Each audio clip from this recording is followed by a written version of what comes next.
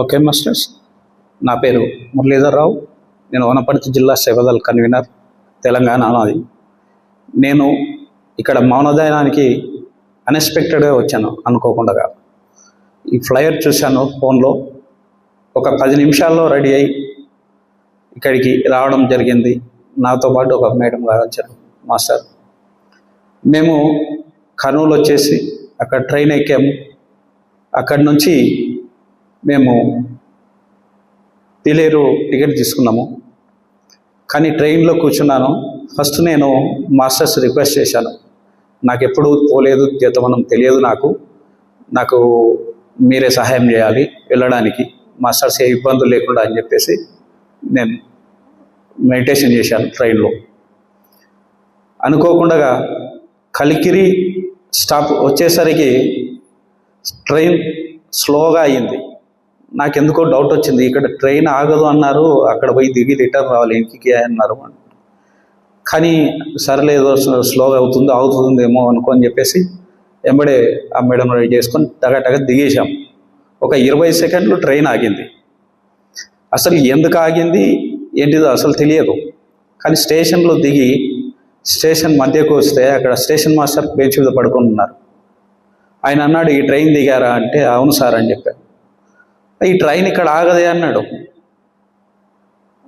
అలాగా సార్, ఆగింది, మేము దిగాం సార్ ఇక్కడ అంటే. అట్లాగా ఎక్కడ వెళ్ళాలి అన్నాడు. జైతవనం వెళ్ళాలి సార్, మేము పిరమిడ్స్ దగ్గరికి అన్నాను. ఓకే, తెల్లవారుదామున ఆటోలు వస్తాయి, మీరు ఇక్కడే బెంచ్ల మీద పడుకోండి, తెల్లవారుదామున 5:30 తర్వాత ఆటోలు వస్తాయి, ఇక్కడ నుంచి వెళ్ళొచ్చు మీరు అన్నాడు. ఓకే అని చెప్పేసి అక్కడే విశ్రమించాం. తర్వాత తెల్లవారుదామున 5:30 తర్వాత లేస్తే మొహం కడుకొని జస్ట్ ఇట్లా బయటికి వచ్చాము. బయటికి వచ్చేస్తే ఆటో రెడీగా ఉంది. ఆటో ఆయన ఎక్కడ పోవాలి సార్ అన్నాడు. జైతవనం వెళ్ళాలండి అన్నాను. అట్లాగా సార్, తీసుకెళ్తాను రండి అన్నాడు.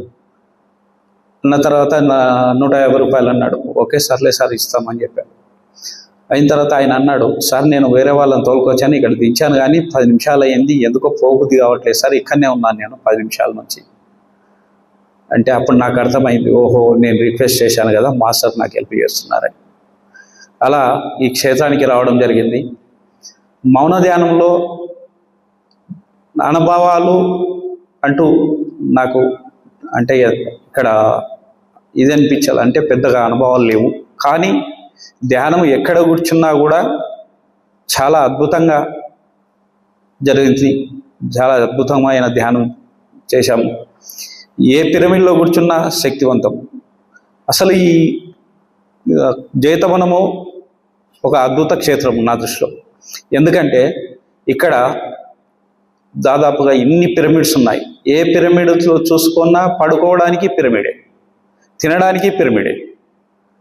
ఇక ఈ హాల్, భగవద్గీత హాల్ ఉందా, ఇక్కడ పిరమిడ్సే. మొత్తం ఎప్పుడు చూసినా ఏ ప్లేస్లో కూర్చున్నా తినడానికి భోజనంలో హాల్లో కూడా పిరమిడ్స్. అంత పిరమిడ్స్ కిందనే మన ఉదయం లేచినప్పటి నుంచి రాత్రి పడుకునేదాకా మొత్తం టోటల్గా పిరమిడ్స్ కిందనే మనకు ఇక్కడ. అయితే ఈ మౌన ధ్యానం నుంచి నేనేం నేర్చుకున్నానంటే, ఇక్కడ ఉన్న వనము అంటే వృక్ష సంపద. ఈ వృక్షాలను చూసి మనము ఒకటి నేర్చుకోవాలి. అక్కడ ఆకులు రాలుతున్నాయి, చెట్టు మాత్రం అలాగే ఉంది. మనము కూడా అంతే, ఆత్మస్వరూపము కాబట్టి ఆత్మ అలాగే ఉంటుంది. శరీరాలు మారుతుంటాయి, జన్మకి శరీరాలు మారుతుంటాయి. మనం ఆత్మ ఉన్నతికి ఈ శరీరాన్ని ఉపయోగించుకోవాలి, మన ఆత్మ ఉన్నతికి ఎదగాలి. ఇక్కడ ఉన్న కొండ గుట్టలను చూడాలి. చూస్తే ఆ రాళ్ళు ఉన్నాయి, అక్కడ బండలు ఉన్నాయి. ఆ బండలను చూస్తే ఏమనిపిస్తుంది అంటే అది ఖనిజ సంపద. మనము ఎలాంటి పరిస్థితుల్లోనూ కూడా చలికాలంలో, ఎండాకాలంలో, వర్షాకాలంలో బండలు ఎట్లా అయితే నిశ్చలంగా ఉంటాయో ఇదన్నింటికి తట్టుకొని మనము కూడా మన బాడీని అలా తయారు చేసుకోవడానికి జైతవనము మనకు ఒక అద్భుతమైన క్షేత్రం. ఈ క్షేత్రాన్ని చాలామంది ఎప్పుడో మనకు సంక్రాంతి సంబరాలప్పుడు, తర్వాత ఎప్పుడో అమర్నాథ్ స్వామి యొక్క ఉత్సవాలప్పుడు చూస్తుంటారు. కానీ అప్పుడు కాదు, ఇలా మౌన ధ్యానం ఉన్నప్పుడు రావాలి. యాక్చువల్గా వచ్చేసి ఇక్కడ వారం రోజులు ఉండి, తర్వాత అద్భుతమైన విషయం ఏంటంటే నిజంగా కూడా అసలు భోజనాలు ఫ్రీ, అకామిడేషన్ ఫ్రీగా భోజనాలు. నిజంగా ఇంత వసతి కల్పిస్తున్న సుధాకర్ సార్ వాళ్ళ ఫ్యామిలీకి, ప్రభాకర్ సార్ వాళ్ళ ఫ్యామిలీకి ఇక్కడ పనిచేసే వర్కర్స్. తర్వాత ఉనికి సుబ్బారావు సార్ ఇక్కడ వస్తారనుకున్నాము, కానీ ఎందుకనో రాలేదు. అంటే నేను ఇంతకుముందు అమావాస్య ముందర కాస్మిక్ వ్యాలీలో మౌన ధ్యానంలో పాల్గొన్నాను. ఇప్పుడు పౌర్ణమి ముందర జీతవనంకి వచ్చాను. చూడండి మన వేవ్స్ ఎలా ఉన్నాయో, అసలు ఎట్లా ఉంటాయో. అయితే ఇక్కడ సార్ వస్తాడు అనుకున్నాను, కానీ కొన్ని ఇబ్బందుల వల్ల సార్ రాలేదు.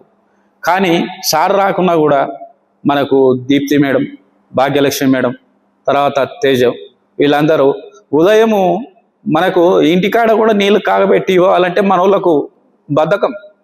వేడి నీళ్ళు స్నానం చేస్తాను రా బాబు, ఊరికి వెళ్ళాలంటే కూడా ఎవరు కాసిస్తాడు, పప్పు నీవే కాసుకుంటే కాసుకో, లేకపోతే చల్ల నీళ్ళు స్నానం చేయమంటారు. ఈడనేమో పొద్దున్నే 3 గంటలకు తట్టి లేపేసి వేడి నీళ్ళ బకెట్ తెచ్చుకుంటే బకెట్లో వేడి నీళ్ళు పోషిస్తారు సగం బకెట్. ఎవడిస్తాడు ఇన్ని సౌకర్యాలు ఫ్రీగా, అద్భుతంగా? ఈ క్షేత్రానికి మనమంతా ఒకసారి ధన్యవాదాలు తెలుపుకోవాలి. అసలు ఈ మనకు ధ్యానాన్ని అందించిన గురువు పత్రిజీ గారు, ఆయనకు మనం ఎన్ని కృతజ్ఞతలు చెప్పినా తక్కువే. పత్రిసారి అన్నాడు ఒకసారి, ప్రతి మనిషి జీవితంలో జీతవనం కంపల్సరీ వెళ్ళాలి, అక్కడ ధ్యాన సాధన చెయ్యాలి, నీకు అక్కడికి పోయి ధ్యానం చేస్తే నీవేందో నీకు తెలుస్తుంది అన్నాడు. నిజం, కరెక్ట్. అది నిజంగా నా దృష్టిలో ఫస్ట్ టైం ఇప్పుడు వచ్చాను, కానీ ఎప్పుడు వీలుంటే అప్పుడు మాత్రమే నేను జీతవనం ఖచ్చితంగా వస్తాను. నేను మామూలు రోజులైనా వస్తాను, ఈ మౌన ధ్యానంకి అయినా కానీ వస్తాను.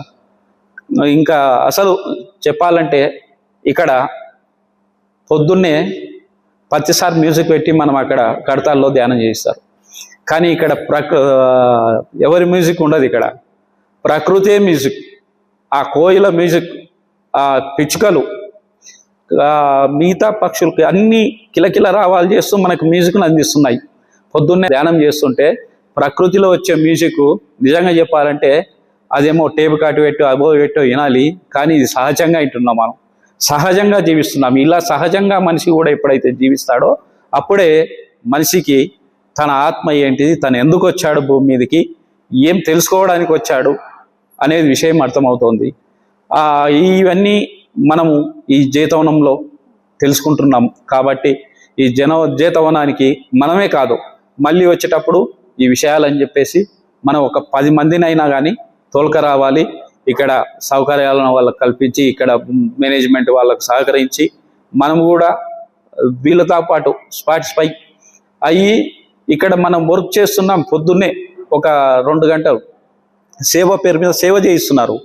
అంటే సేవ ఏంటిదంటే నా దృష్టిలో సేవ గురించి తెలుసుకోవాలంటే ప్రతిసారి చెప్పిన మాటలను బాగా ఆలోచించాలి.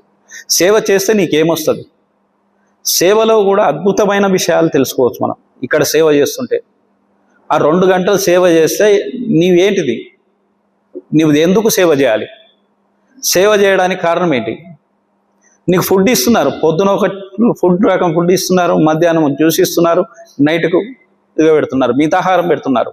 అంటే శరీరాన్ని ఎప్పుడు కూడా మేల్కొల్పి నీకెప్పుడు ధ్యానం అందిస్తున్నారు. నీవు కూర్చుంటే ధ్యానం, నిలబడితే ధ్యానం, తిరుగుతుంటే అసలు నేను మొదటి 2 రోజులు చెప్పులు వేసుకొని తిరిగాను, ఆ తర్వాత చెప్పులు లేకుండా నడుస్తున్నాను ఈ రోజు వరకు. అంటే నాకు కొంచెం అంత ఇబ్బంది ఉండి కొంచెం 2 రోజులు వేసుకున్నాను. కానీ చెప్పులు వేసుకున్నప్పుడు కంటే చెప్పులు లేనప్పుడే నాకు ఎనర్జీ అనేది ఎట్లా పాస్ అవుతుందో ఇక్కడ నాకు అర్థమైంది. ఇంత గొప్ప క్షేత్రానికి మనం అందరం ఒకసారి ధన్యవాదాలు తెలుపుకుంటూ, ఓకే మాస్టర్స్, థ్యాంక్ యూ. నాకు ఈ అవకాశం ఇచ్చినందుకు మీకు అందరికీ కృతజ్ఞతలు.